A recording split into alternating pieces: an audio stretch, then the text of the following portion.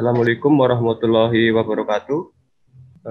Perkenalkan, nama saya Tri Adwajahuda. Saya merupakan perwakilan dari tim HDSS Sleman. Di sini saya akan menyampaikan mengenai proposal dari tim kami, yaitu mengenai HDSS Sleman Resource Center. Untuk latar belakang dari proposal penelitian ini yaitu seperti yang sudah kita pelajari pada minggu pertama pelatihan knowledge management. Mengenai knowledge management itu sendiri merupakan proses di mana untuk membantu organisasi bagaimana untuk memanage atau mengelola sebuah pengetahuan, mencari, kemudian menyeleksi dan mentransfer informasi yang penting sehingga nantinya dapat digunakan untuk melakukan perencanaan yang strategis maupun dalam pengambilan suatu keputusan. Mohon maaf, slide show. Oke. Saya lanjut ya. Pada HDSS Sleman sendiri merupakan suatu sistem surveillance yang mengumpulkan data transisi kependudukan, status kesehatan, dan transisi sosial secara periodik. HDSS Sleman sendiri sudah mengumpulkan banyak data, informasi, dan berbagai kegiatan.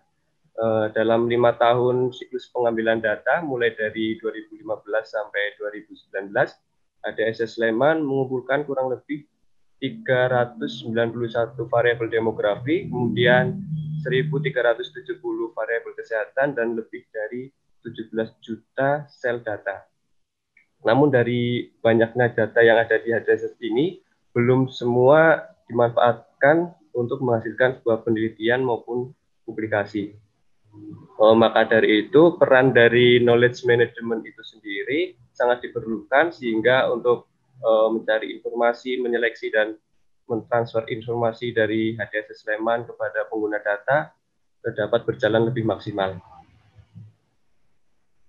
Kemudian untuk selama ini ada beberapa koleksi yang dikumpulkan oleh HDSS seperti kuesioner, kemudian hasil-hasil penelitian, metadata, infografik, dan reportase kegiatan yang selama ini HDSS menyimpannya dalam bentuk Google Drive dan ada di server website.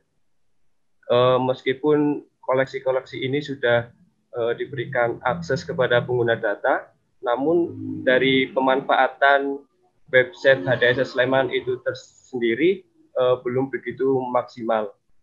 Maka dari itu dilakukan survei evaluasi website kepada pengguna data HDSS seperti peneliti, FKKMK, UGM.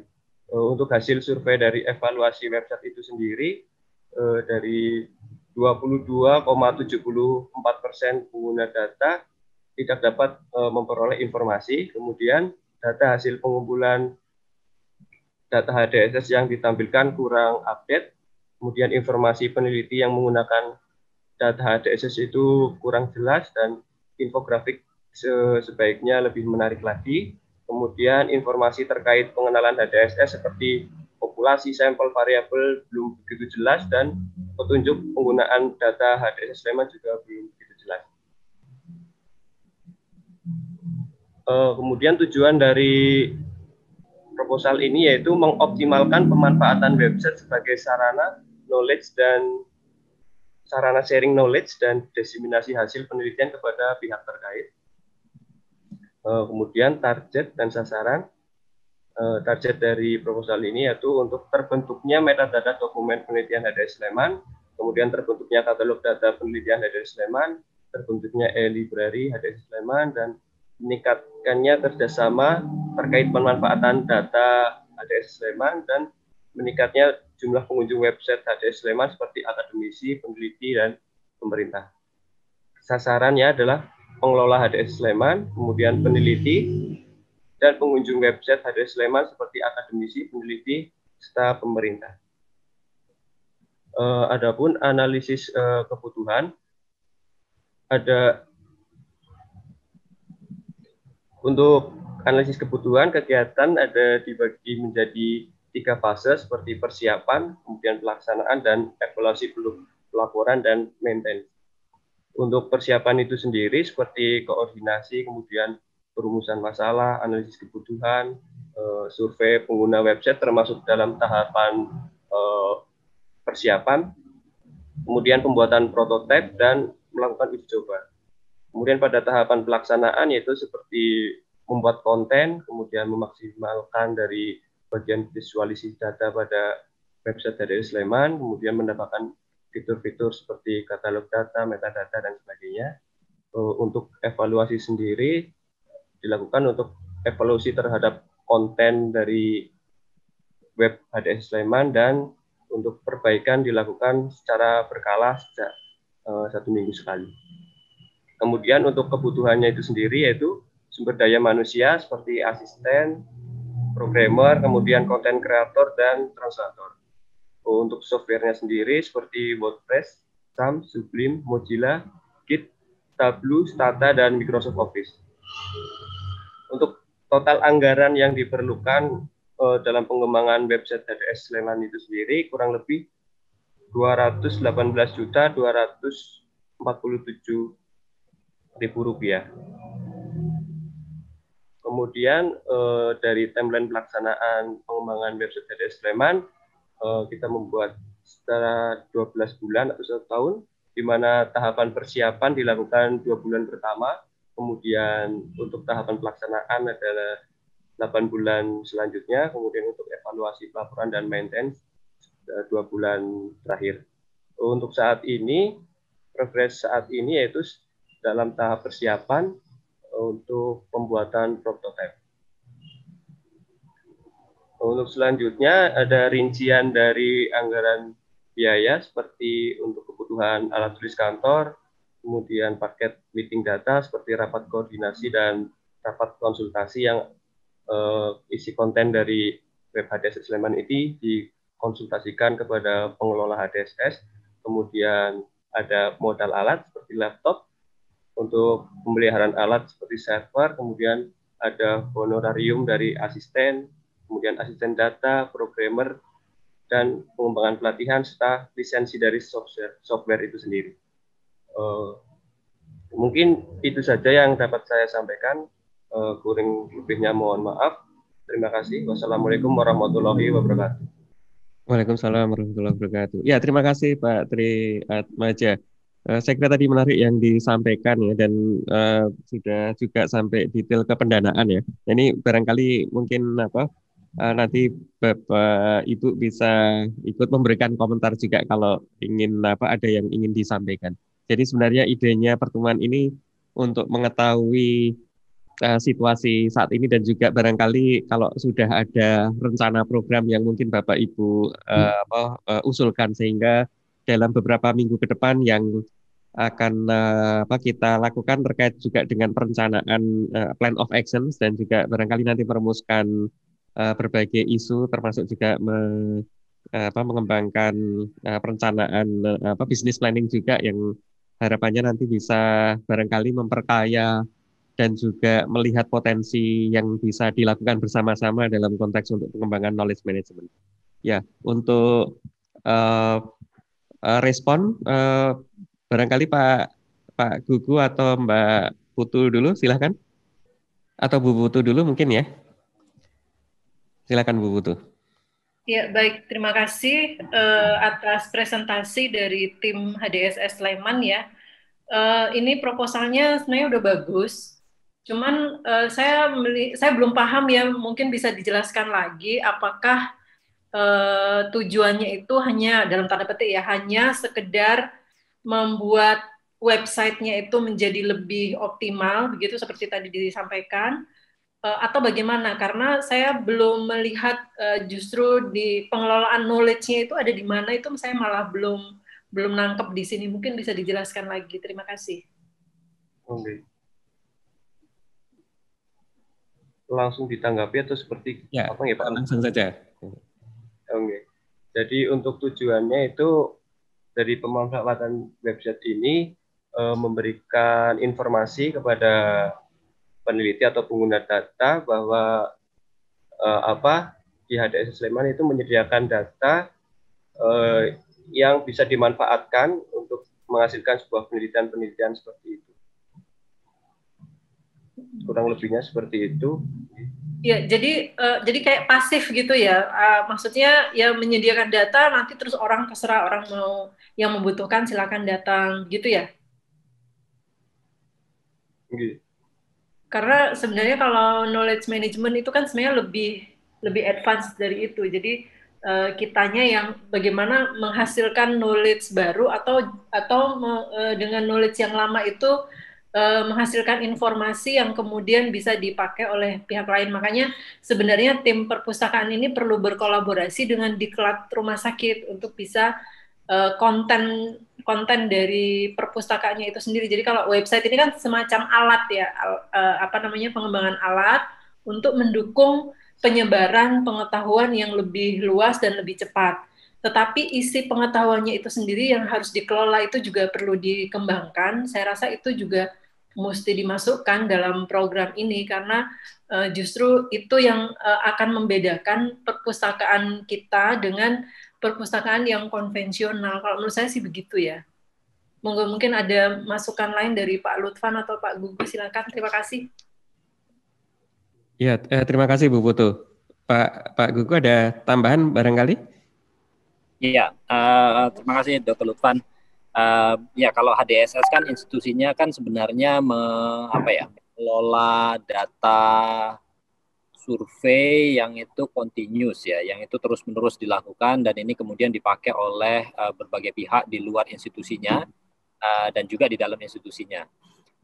Kalau kita lihat dari pola-pola penggunaan data yang dilakukan oleh banyak pihak itu, isunya itu adalah tentang knowledge-nya itu bukan penelitiannya ya, tapi bagaimana caranya melakukan penelitian yang sudah dilakukan. Oh, gimana itu? Kira-kira.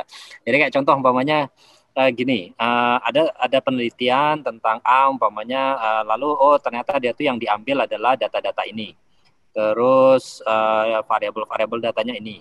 Analisa statistik atau pendekatan yang dilakukan adalah ini. Jadi sebenarnya ada di proposal penelitiannya yang disubmit yang dilakukan oleh peneliti, tetapi ini yang menurut saya harus diketahui oleh banyak pihak lain sehingga pihak lain itu bisa mengadopsi atau mencontoh atau mungkin juga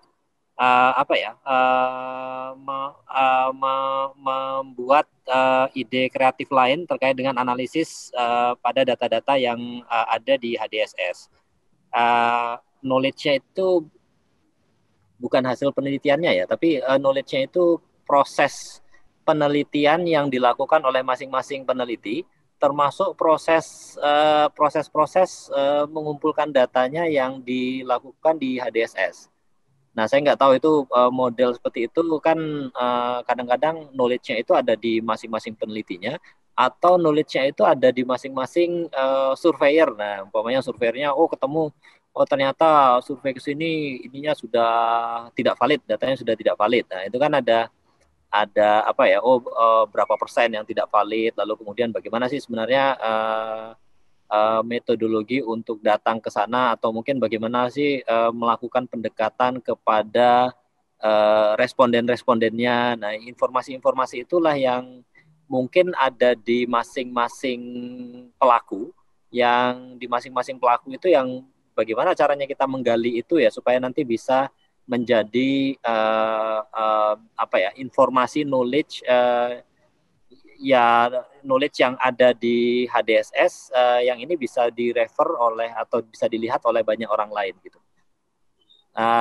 Kira-kira itu sih masukannya. Cuman metodenya bagaimana itu yang barangkali contoh umpamanya metodenya itu dari hasil dari hasil evaluasi survei yang pernah dilakukan umpamanya atau dari hasil rapat-rapat meeting-meeting itu terus kemudian ada informasi-informasi tertentu yang mungkin kemudian kita generate ya kita buat sebagai SOP atau mungkin nanti sebagai apa yang ini nanti bisa di refer oleh orang lain itu mungkin itu Dr. Lufan masukan saya. Jadi dari kita lihat dari proses HDSS ini ngapain aja toh sebenarnya. Jadi knowledge apa yang mungkin itu sangat bermanfaat nanti bisa dipakai oleh orang lain dalam rangka untuk memanfaatkan HDSS.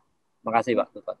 Ya, jadi tadi Pak Gugu menyarankan bahwa termasuk juga untuk mengelola data tadi itu ya, dan menyelenggarakan survei longitudinalnya itu merupakan knowledge juga gitu ya yang dimaksud ya. Jadi tidak hanya hasil penelitiannya sebenarnya, tapi ya barangkali aktivitas prosesnya mengelola data dan menyelenggarakan survei yang longitudinal dan mengelola data yang jumlahnya sudah jutaan tadi ini.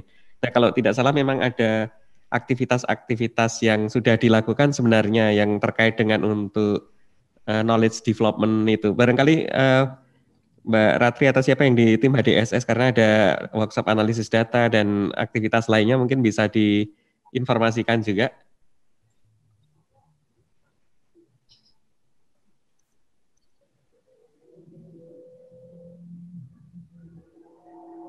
Atau Mas Tri sendiri.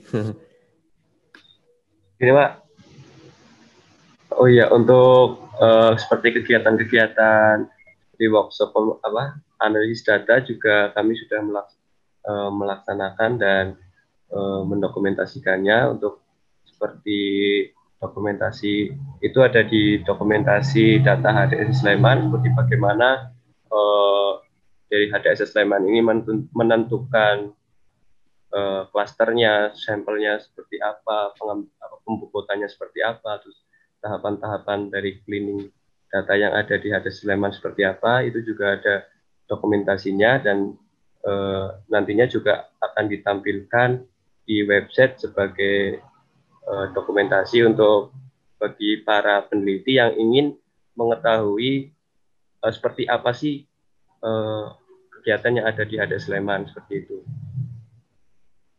Seperti itu, Pak. Ya. Kelihatannya kalau yang tadi dipresentasikan bahwa selama ini aktivitas yang sudah dilakukan untuk diseminasi masih belum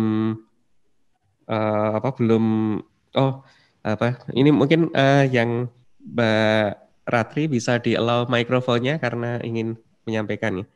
Seperti yang tercantum di slide ini ya, jadi belum optimal ya, sehingga salah satu strategi untuk knowledge dissemination yang itu juga bagian dari knowledge management itu yang ingin difokuskan pada kegiatan ini. Tapi mungkin Mbak Ratri, karena memang kami lihat ada banyak sebenarnya yang disampaikan oleh Pak Gugu tadi itu, bisa mohon diceritakan juga, silakan.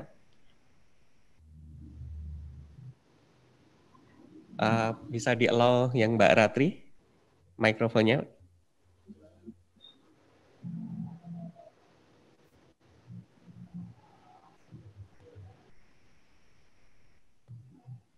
Assalamualaikum Pak Lutfan, Punten, bisa mendengar suara saya? Bisa. Oke, terima kasih untuk masukannya dari Bu Putu dan Pak Gugu. Sangat bagus sekali untuk pengembangan dari HDSS. Untuk proses kegiatan memang sedang proses kami karena selama ini kan kami fokusnya ke pengambilan data, belum terlalu banyak terkait dokumentasi, sehingga memang ini sedang proses untuk istilahnya mendokumentasikan dari segala kegiatan yang ada, kemudian nanti supaya bisa dirangkum. Tadi sudah diceritakan dengan Mas Aat, salah satunya dengan ada buku terkait data HDSS itu sendiri. Kemudian sebenarnya juga banyak seperti kami melakukan visibility study, kemudian pendekatan-pendekatan pada tokoh masyarakat seperti itu yang itu belum bisa kami dokumentasikan untuk sekarang, tapi itu kedepannya mungkin akan menjadi masukan untuk kami untuk bisa diproses untuk pendokumentasiannya. Kemudian untuk diseminasi hasil, rencananya sih untuk diseminasi hasil, jadi dari kami kan juga ada terkait penelitian-penelitian yang sudah masuk, yang sudah dilakukan di HDSS, itu juga bisa kami rangkum kemudian menjadi topik-topik baru untuk kedepannya. Itu kemarin rencananya baru seperti itu, tapi terima kasih banyak atas masukannya, sehingga nanti pengembangan untuk selain dari websitenya juga ke kontennya itu. Jadi websitenya ini memang sebagai media komunikasi saja, tapi nanti di belakangnya kan ada proses kreatif, kemudian ada dokumentasi dan analisis data. Nah, itu nanti ada di balik layarnya. Seperti itu. Terima kasih. Ya, terima kasih Mbak Ratri.